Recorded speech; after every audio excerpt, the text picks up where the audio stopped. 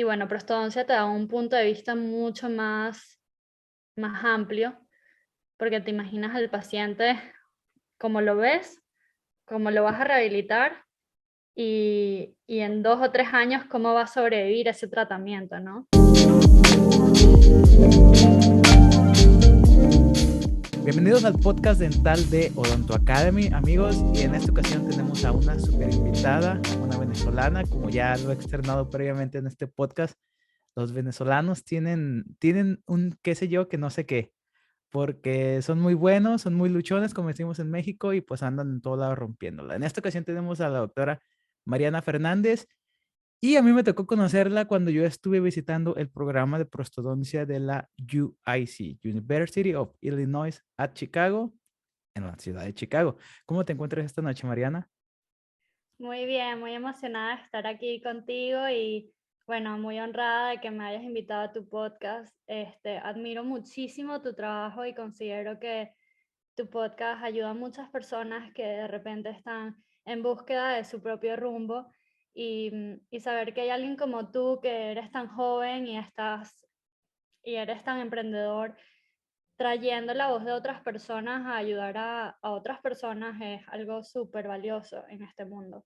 Entonces, estoy muy honrada de estar aquí. Muchísimas gracias. Y es que el secreto es que a mí me encanta mucho la plática. Me gusta mucho platicar, como ya te diste cuenta. Ya nos hemos dado cuenta de eso. ¿Verdad que sí? Amigos, para darles un pequeño contexto, los que ya saben un poquito de mí, pues ya saben que voy a aplicar a prostodoncia. Y como Chicago queda a 4 horas de donde yo vivo, yo fui a visitar el programa y de repente me di cuenta que ella estudiaba ahí, le mandé un mensajito por Instagram y luego ella ya pues me enseñó todo el programa de prostodoncia y también su marido Álvaro pues me estuvieron enseñando la ciudad, me llevaron a comer, fueron unos excelentes anfitriones y creo que los quiero tener aquí en Michigan. Ya luego nos aventamos otra entrevista, pero en vivo. Muchísimas gracias. Y por cierto, un saludo a Álvaro. Luego lo invitamos al podcast. Muy Eso. bien. Antes de comenzar, de irnos de lleno, ¿por qué no nos cuentas, para todas aquellas personas que nos están escuchando, quién eres tú y cómo fue que una venezolana terminó en Yukon y en Chicago? O sea, ¿quién eres tú y cómo fue que te interesaste en la odontología? Bueno, fíjate, bueno, como ya bien lo dijiste, soy odontóloga, soy venezolana, de Caracas, estudié en la Universidad Santa María, pero bueno, mi interés por la odontología viene mucho más atrás. Mi tía era odontóloga, mis papás eran cardiólogos, pero también tengo una parte de la familia que es bien artística, ¿no? Mi tía ha hecho manualidades toda la vida, todo el tiempo estuvimos haciendo manualidades, arcillitos de masa flexible, y yo siempre tuve esa área de artística en la que me encantaba hacer cosas con las manos, ¿no? Pero al mismo tiempo vi en mis papás y en mi tía ese servicio hacia los demás, y eso fue lo que me llevó a empezar a trabajar con mi tía como asistente dental cuando tenía 17 años. Estaba todavía en quinto año del colegio y estaba tratando de descifrar qué era lo que quería hacer con mi vida, porque en nuestros países tú decides qué es lo que vas a hacer el resto de tu vida siendo bien joven. Entonces, al trabajar con ella me di cuenta que era lo mío porque trabajábamos con muchos materiales, tenías la oportunidad de ser bien artístico en tu trabajo y al mismo tiempo estabas tratando con gente, te involucras con gente y ayudas a los demás.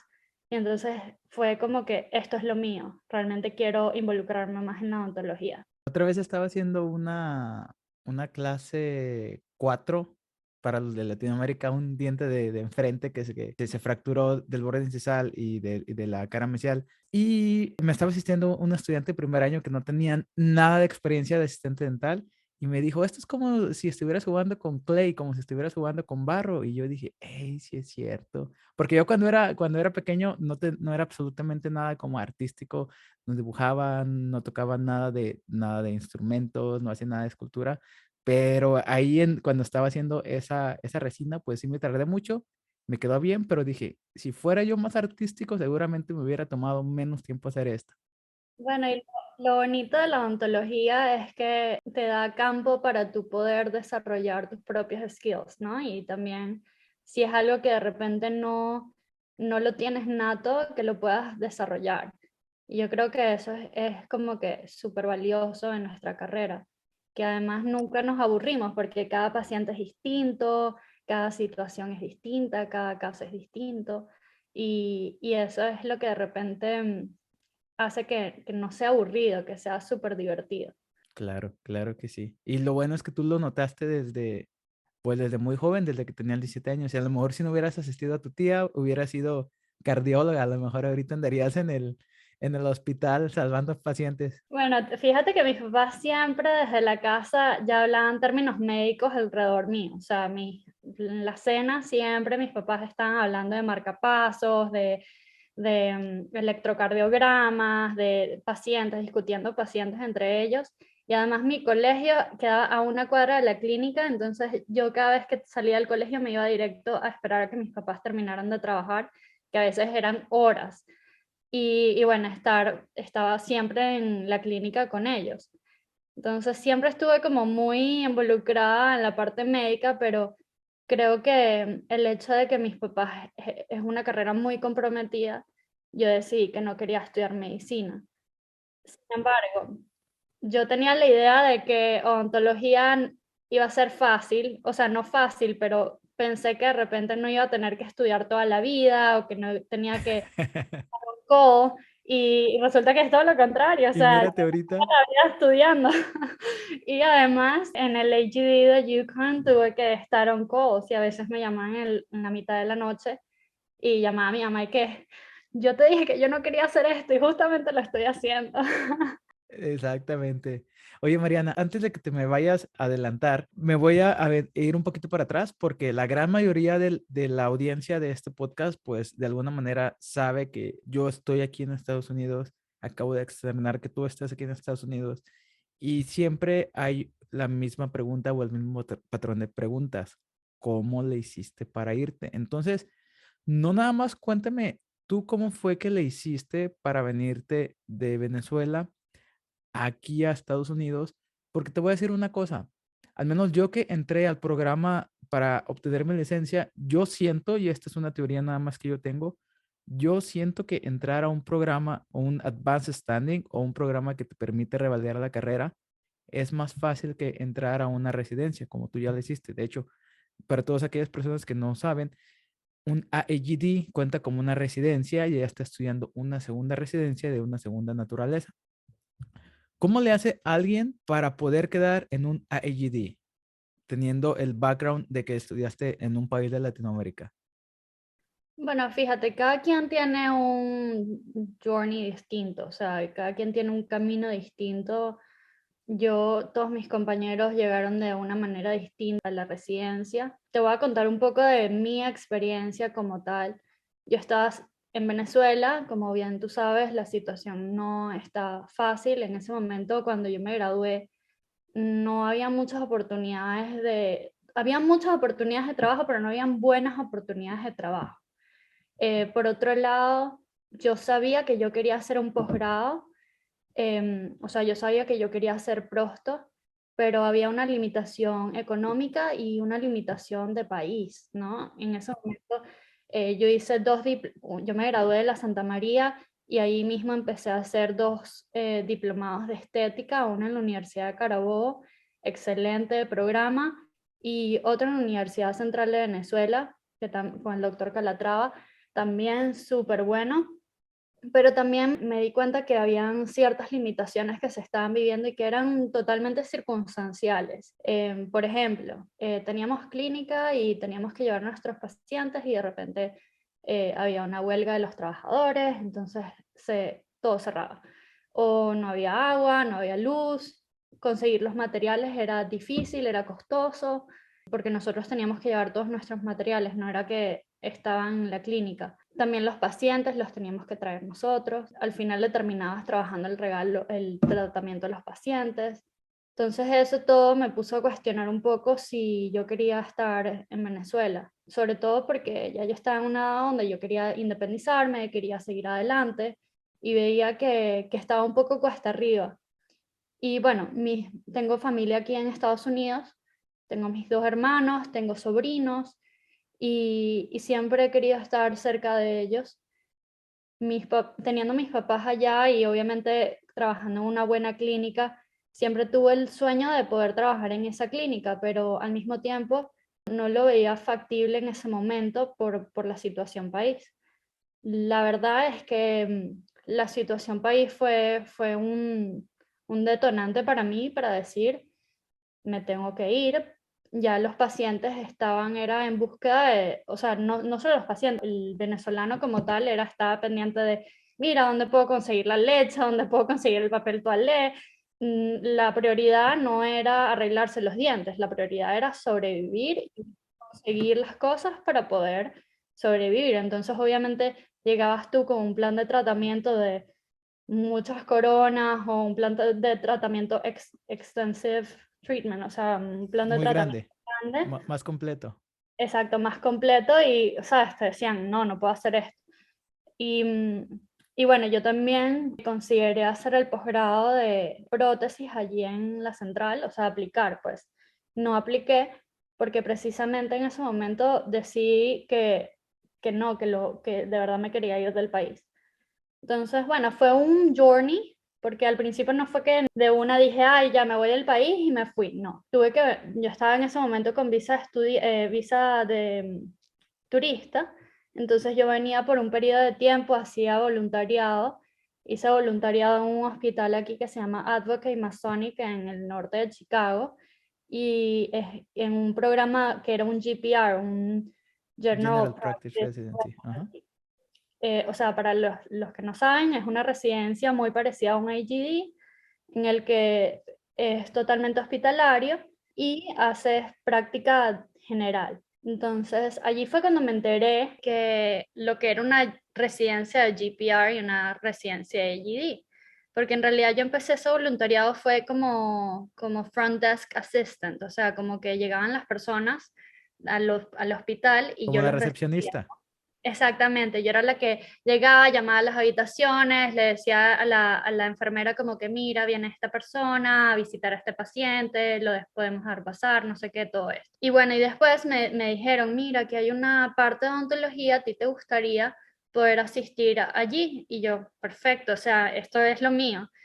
Y empecé a asistir con ellos una vez a la semana, que era el día en el que ellos hacían IV sedations para pacientes con discapacidad. Bueno, fue increíble, fue como que open-minded para mí porque yo justamente estaba en una época en la que me gustaba mucho la parte de pacientes con discapacidad y fue como que esto es lo que quiero hacer. Finalmente, una de las residentes, Lauren, todavía es mi amiga, ella me dijo, tengo un amigo que hizo una residencia muy parecida a esta, pero le hizo en la Universidad de Yukon, ¿te gustaría contactar con él? Y yo, sí, perfecto.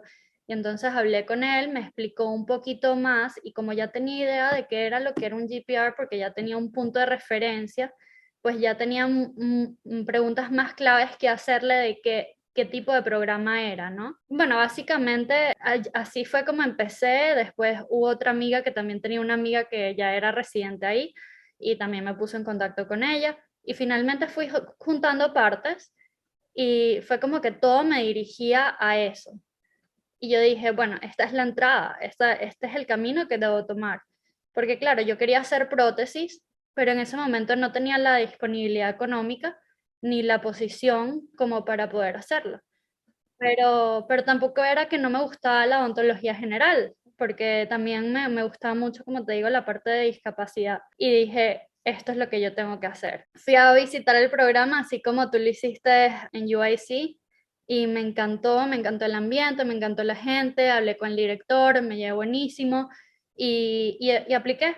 Y sí, es bastante, yo diría que sí es bastante competitivo entrar en un AGD o un GPR siendo internacional, pero bueno, uno nunca sabe, quizás tú eres la persona que ellos necesitan y quizás tú tienes talentos que ellos están buscando. Y yo creo que más allá de si es competitivo o no, es si está en tu camino el estar ahí. Entonces, para todas aquellas personas que de repente dicen, ay, pero me da miedo porque es muy competitivo, bueno, tú aplicas y después en la entrevista, quién sabe. Exactamente.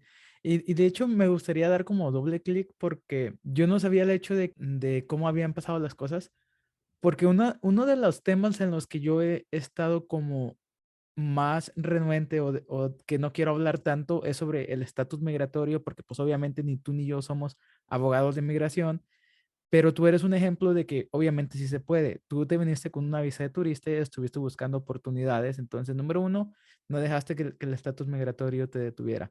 Número dos, estuviste tocando puertas porque yo me estoy dando cuenta de que tú conocías a alguien, que conocía a alguien, entonces fuiste como que muy, aquí se dice como que muy vocal y en español se podría decir como que estabas gritando a los cuatro vientos que cuáles eran tus planes, cuáles eran tus sueños, tus ambiciones y las cosas no pasan por accidente, porque si tú a lo mejor, si alguien te hubiera dicho, oye, puedes irte a trabajar de recepcionista y a lo mejor hubieras dicho, no, qué hueva de recepcionista, ahí para qué, ahí ni voy a aprender nada.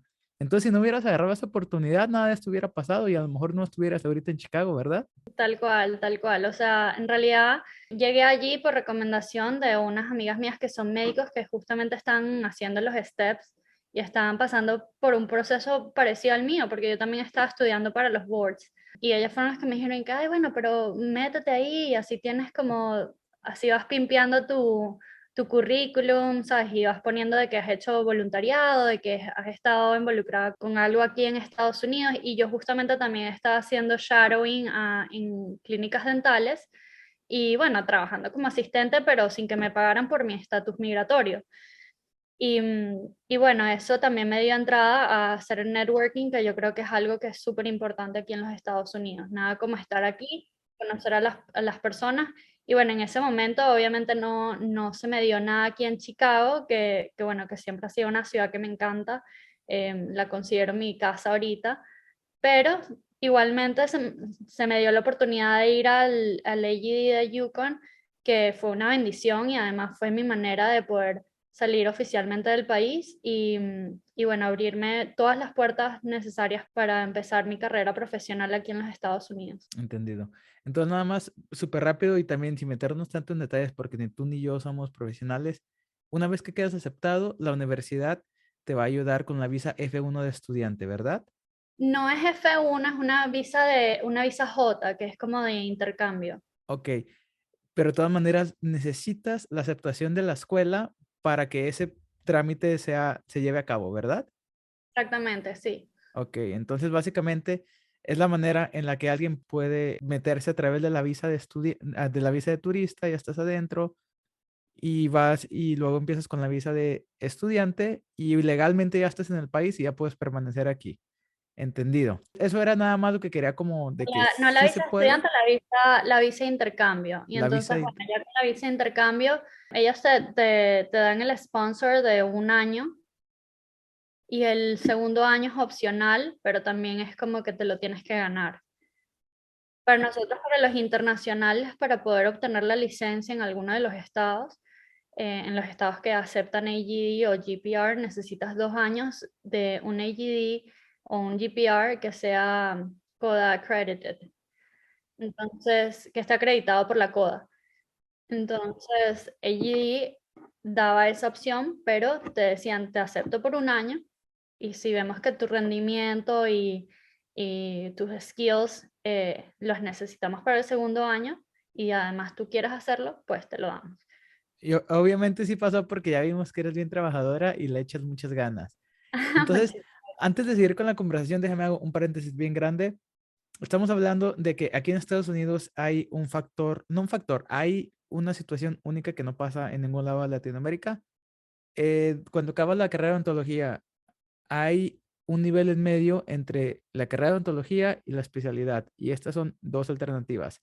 A, E, Y, D, que se llama Advanced Education in General Dentistry, educación en odontología avanzada, que es como una residencia general. O sea, eres un superdentista, te enseñan a hacer todo mejor, mejores endodoncias, mejores prostodoncia, mejor todo. Y hay otro que es más hospitalario, GPR, que se llama General Practice Residency, residencia de odontología general y que ahí es básicamente más hospitalario y tienes a pacientes más comprometidos.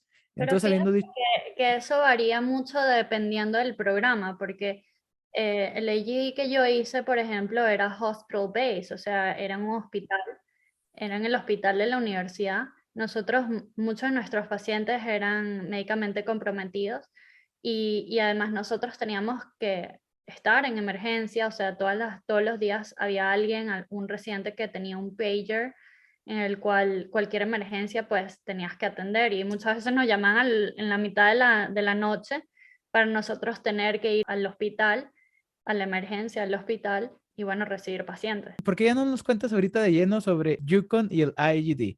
Primero, antes que nada, ¿dónde está Yukon o Connecticut? Porque Yukon nos referimos a la Universidad de Connecticut. Exactamente, Yukon es la Universidad de Connecticut que está localizada en Farmington, en Connecticut, y es Está una, en medio de Boston y Nueva York. Así es como yo lo exacto, ubico en mi mapa mental. en la costa este del país.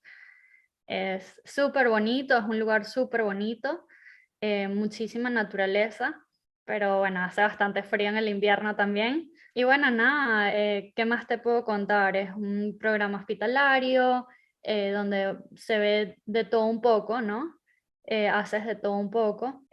Yo creo que para mí fue una gran experiencia porque llegué no solo a hacer a adentrarme un poquito más en lo que me gusta a mí, que es la prostodoncia, sino también hice endodoncias, trabajé con óxido nitroso, hice mucha cirugía, saqué dientes como no tienes ni idea, o sea, porque tienes que, cuando estás de emergencia prácticamente lo que haces es muchísimas exodoncias, te expones mucho a lo que nosotros llamamos aquí primary care, que es atención primaria, o sea, y sobre todo a emergencias, que al final eso forma parte de ser odontólogo, ¿no? Que te van a llegar emergencias tipo trauma o dolor y vas a tener que resolverlo. Entonces, para mí fue una experiencia genial para adentrarme en la odontología, no solo en los Estados Unidos, sino para verla desde otro punto de vista, porque cuando uno está estudiando en la universidad, uno lo ve todo como de muy de librito, ¿no? O sea, como que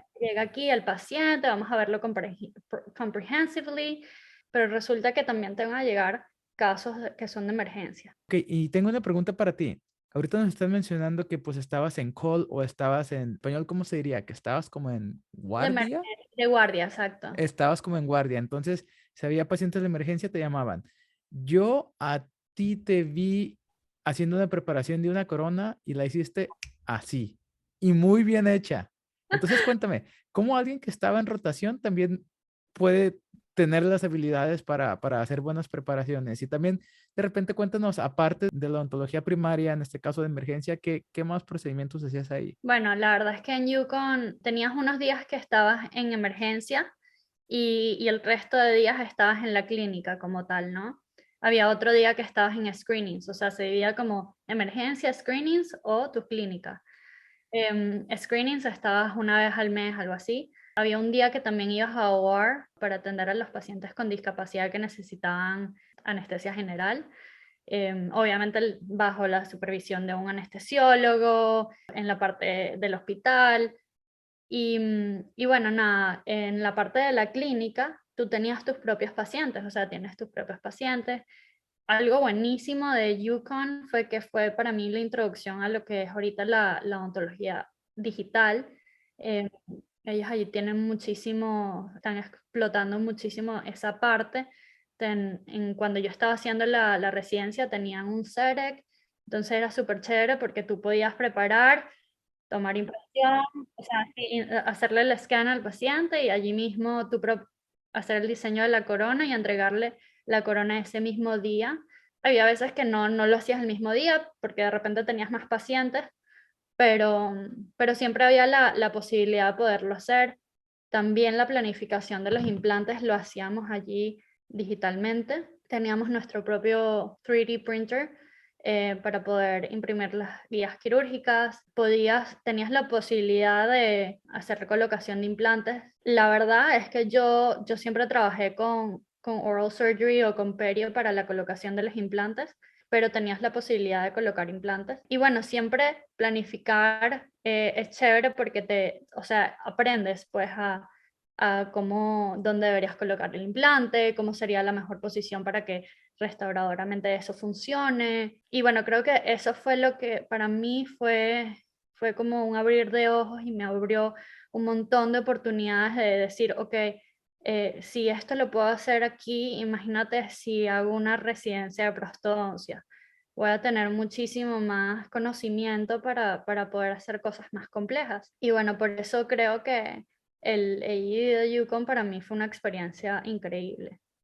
Perfecto. Fue Suena bastante muy bien. trabajo, Te, te pero iba, te iba a preguntar de que, ¿cómo fue que le hiciste para haber sido aceptada en tu opción número uno de prostodoncia?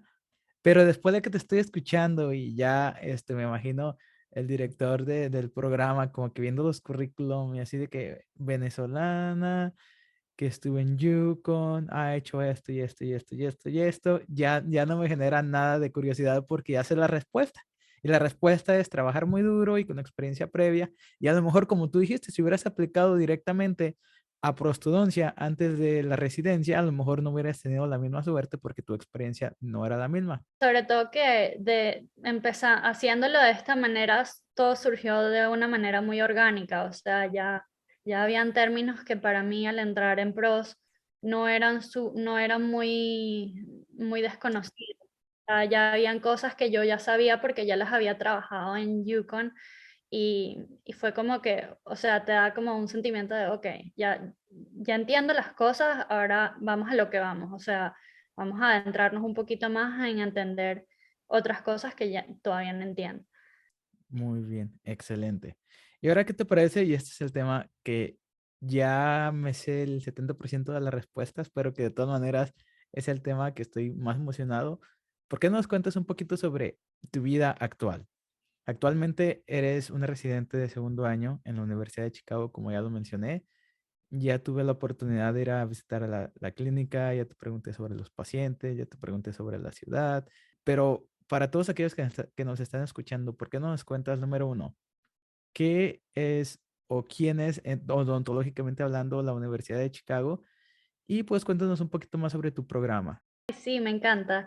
Fíjate, bueno, ahorita justamente, como dijiste tú, estoy viviendo en Chicago, estoy en la Universidad de Illinois, en el programa de prostodoncia, y mi programa es un programa súper bueno en el que es reconocido en el gremio porque, bueno, tengo profesores que son de mucho nombre, tipo Dr. Campbell, Dr. Cooper, em, Dr. Thaji, Dr. Harlow también.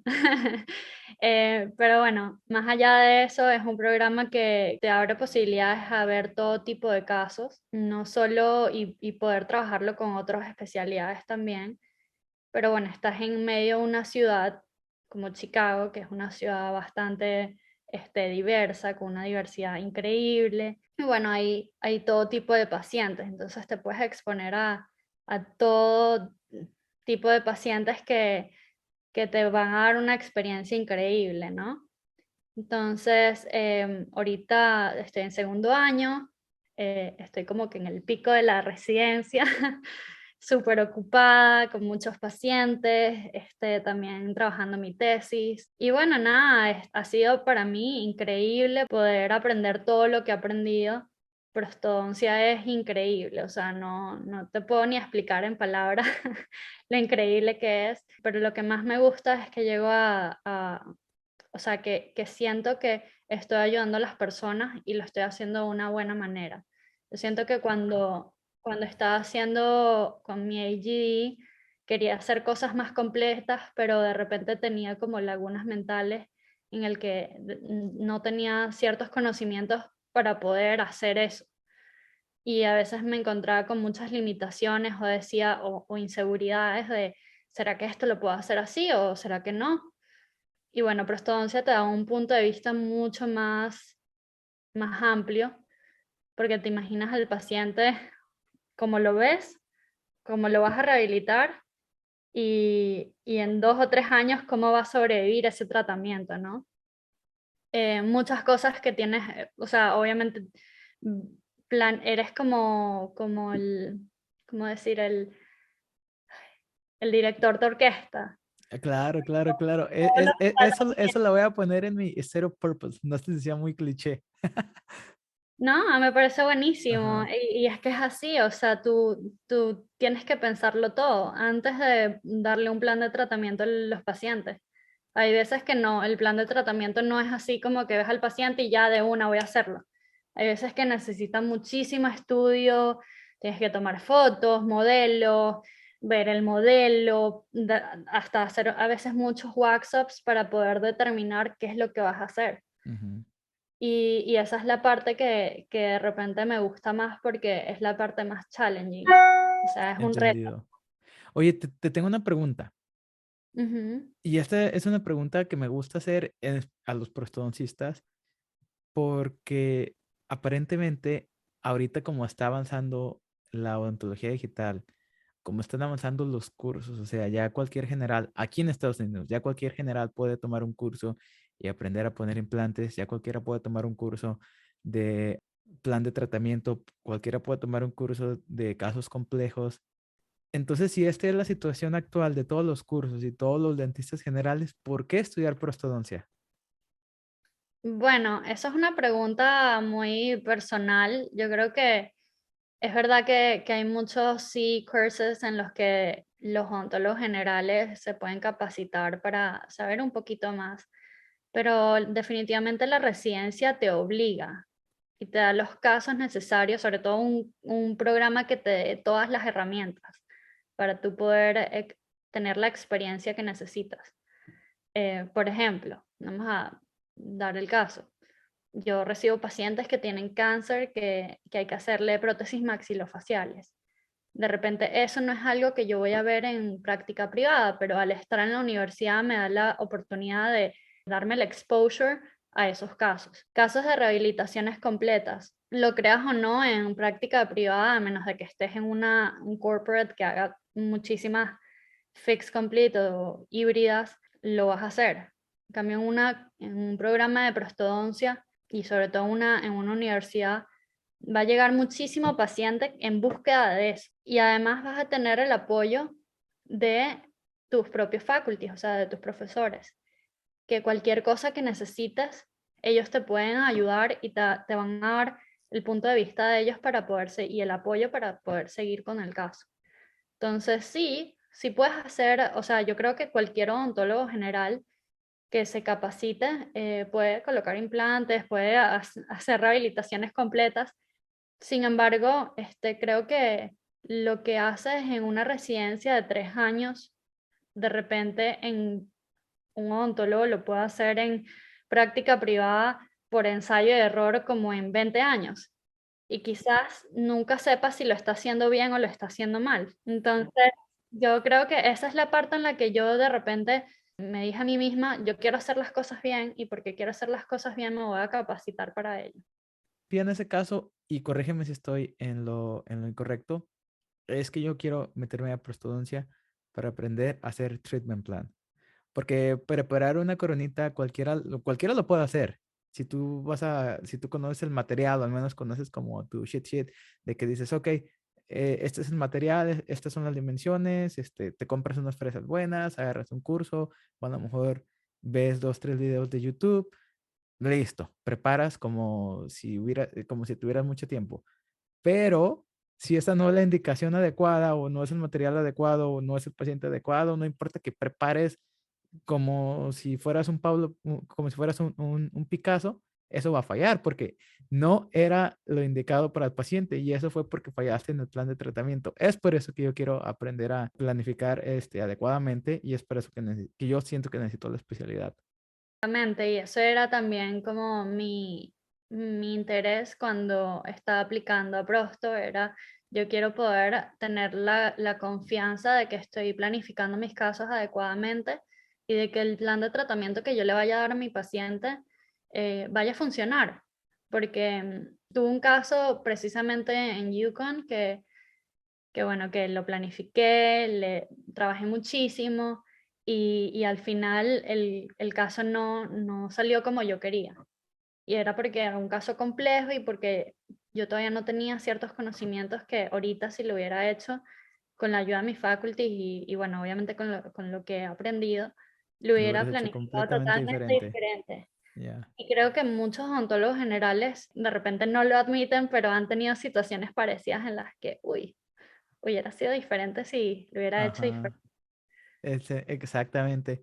Y es por eso que, pues, a mí me gusta más como que lo complejo, siempre de niño me ha gustado como que el ajedrez, resolver los acertijos, entonces yo como que de alguna manera siento que estás jugando como que con un cubo Rubik cuando estás haciendo el treatment planning, porque las Claro, es posibilidades son infinitas. un reto, es un reto. Y es como poner las piezas juntas, ¿no? Es como jugar Legos en cierto modo. Claro. Hace 2 días yo estaba asistiendo a una compañera en una visita nueva, entonces el paciente pues ya tenía como que todo muy, muy desgastado y me emocioné mucho porque dije, vamos a hacer unas extracciones en secuencia, primero los posteriores y luego dejamos los 4 anteriores para que el paciente sonría y pueda seguir masticando y en vez de hacer una prótesis, un interim, hay que hacer una prótesis inmediata y fue como que, wow, no puedo creer que haya pensado en todo eso. Y es algo bien básico, pero me emocioné mucho, porque ya empiezo a agarrar como conocimientos que tengo de aquí y allá y empiezo a conectar los puntos.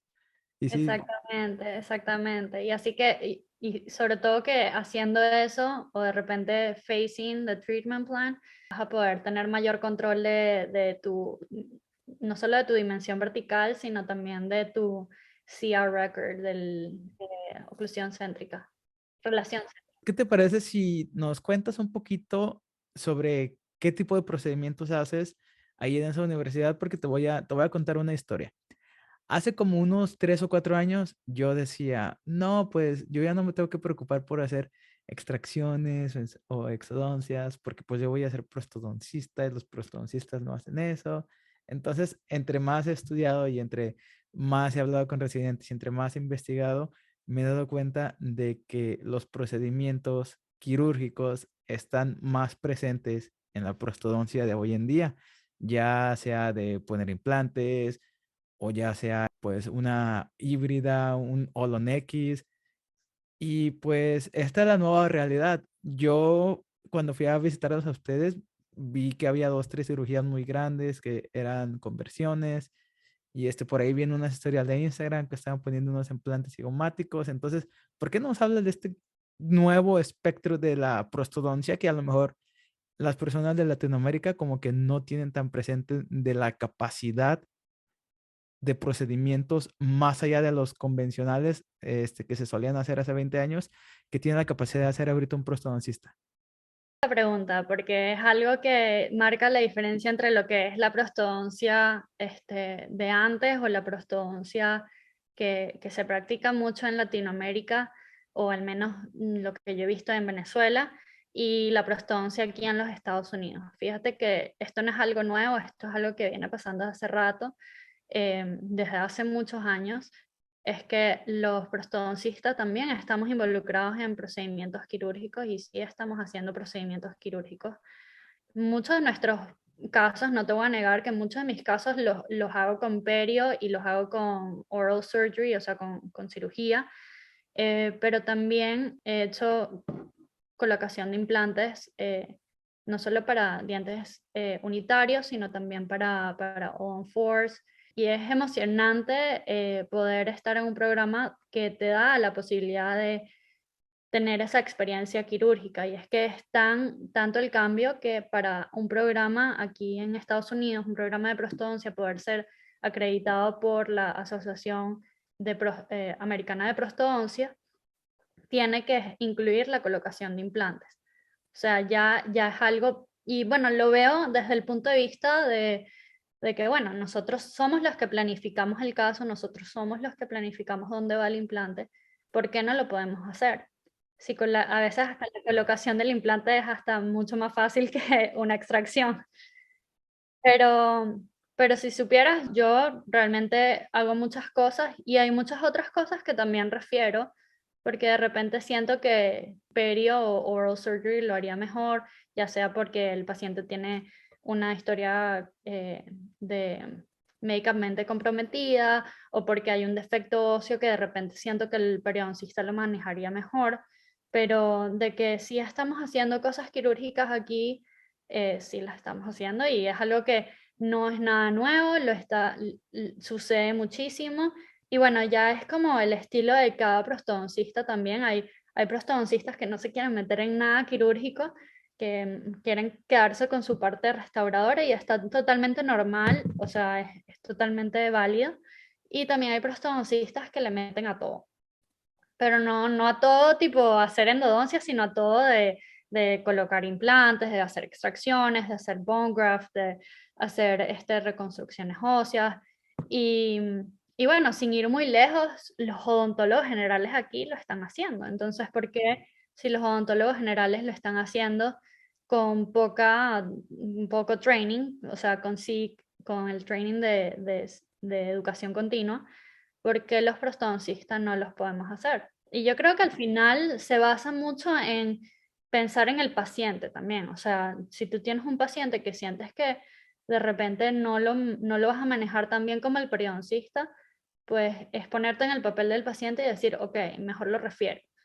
Claro, porque Y trabajar en alguien más le puede equipo. ofrecer el expertise que a lo mejor tú no tienes tan desarrollado. Tener una buena relación con tus colegas especialistas y poder trabajar en equipo, porque si suponte tú haces todas las cirugías del mundo y no refieres nada, entonces no, de repente no vas a tener la mejor relación con otros especialistas. Pero si tú, o sea, tienes la capacidad de referir pacientes y también tener ese tiempo para dedicarte a tu parte restauradora, también lo puedes hacer. O sea, es totalmente válido. Y lo que yo me he dado cuenta siendo residente de segundo año es que sí, o sea, tú puedes hacer muchísima cirugía, pero los 3 años de residencia son tan poquito tiempo que también tienes que distribuir bien tu tiempo, porque no puedes estar haciendo cirugía, cirugía, cirugía, cirugía y olvidarte de tu parte restauradora, porque después tienes acumulados un montón de full mouth que no los has preparado. Y bueno, nada, eso es como, yo tuve una época en la que al empezar en mi segundo año hice muchísima cirugía y me encantó, fue súper divertido, o sea, la verdad es que a mí me gusta mucho también la parte quirúrgica, pero también como que tuve que parar y decir, ok, ya hice toda esta parte quirúrgica, ahora tengo que empezar a referir porque tenía tantos pacientes y tenía algunos pacientes que los tenía como on hold para la parte restauradora, que necesitaba también dedicarme a eso. Y al final, al fin de cuentas, es una residencia de prostodoncia, entonces necesitas ese balance. O sea, está bien tener la experiencia y exponerte lo máximo posible, pero también es importante que no dejes otras cosas de lado. Muy, muy sabias las palabras que nos están diciendo. Coincido completamente con todo lo que me estás diciendo. Creo que este es un buen país para estudiar prostodoncia, como ya lo mencionaste antes, por toda la posibilidad Excelente. por toda la posibilidad de pacientes que tenemos y por el tipo de odontología que se está haciendo, como un poquito más, me gustaría llamarlo como de generación del siglo XXI o odontología de vanguardia. Creo yo que así la denominaría yo. Qué chévere, qué chévere. Marianita, muchísimas gracias por tu tiempo el día de hoy. Como ya te mencioné ahorita fuera de cámara, Dale, gracias a ti, gracias a ti. seguramente los voy a Placer. volver a visitar en julio pues, para conocer al nuevo grupo de integrantes de la residencia y a lo mejor posiblemente futuros compañeros míos, corresidentes. Y pues seguramente nos vamos a estar viendo y ya por ahí le extiendo la invitación a Álvaro para que también sea parte de este podcast, para que nos hable un poquito de su historia. Seguro, claro que sí. Muy bien, muchísimas gracias. Entonces, todas tus redes sociales aparecieron a lo largo de este episodio y seguramente alguna que otra persona te va a mandar por ahí una preguntita. Esto es una parte pues venir al episodio, ¿verdad? Que vienes el episodio y pues ya te conocen muchos de los estudiantes que están a lo largo de toda Latinoamérica. Seguro, seguro. Muchísimas gracias, Leo. Muchísimas gracias y nos vemos amigos en el próximo episodio. Nos vemos.